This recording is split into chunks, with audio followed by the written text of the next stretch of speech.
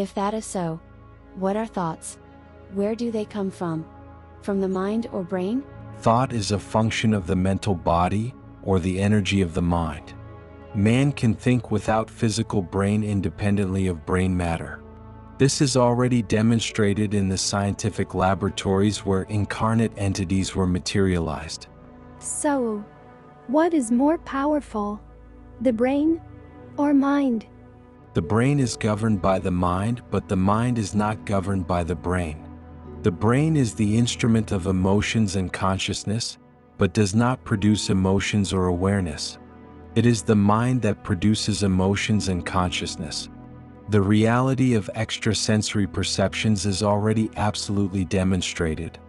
This is possible because the mind is not locked in the limited circumference of the skull, but the brain is limited by the skull. So, what is the purpose of the brain? The brain does not think. Who thinks is the mind. The brain is just the instrument of the mind, but it is not the mind. The brain is made to perceive thought, but it is not thought. It is like a musical instrument or a radio. The mind can play anything in the musical instrument or on the radio of the brain.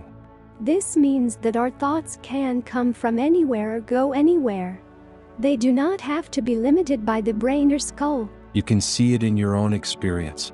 The sphere of thought where man lives could never be locked inside the limited circumference of the skull. If there was such a man, he would, of course, be the most unfortunate man in the world. A man with the thought enclosed among the skull could not see or perceive internal worlds. I understand now. So, if the mind is energy, there must be a way to handle it well, right? All human beings can learn to handle their mind correctly. The conscience wrapped in the mind could voluntarily travel in space and even at the same time as the great seers of the past did. However, it is urgent to know how and why the mind works. I agree. A lot has been written about the importance of learning how to use the mind correctly. Yes. When you know the various operations of it, you can control it. And this becomes a useful and perfect instrument and a wonderful vehicle through which we can work for the benefit of humanity. However, a realistic system is needed if we truly want to know the potential of the human mind. For these times, many issues for the control of the mind abound.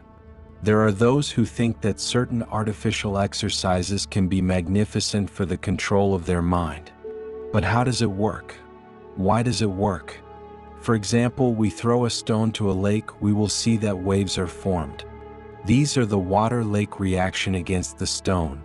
Similarly, if someone tells us an ironic word, this word reaches mind and mind reacts against such a word. Then the conflicts come.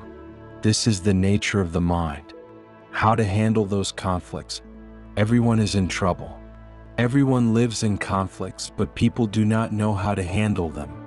I have carefully observed the discussion tables of many organizations, schools, etc. They do not respect each other. Why? Because they don't respect themselves. See it yourself. Note a Senate, a Camera of Representatives, or simply a school table. If someone says something, another feels alluded to. He gets angry and says something worse. They quarrel with each other and end in great chaos. The members of the board of directors. That each of them's mind reacts against the impacts of the the external environment is very serious.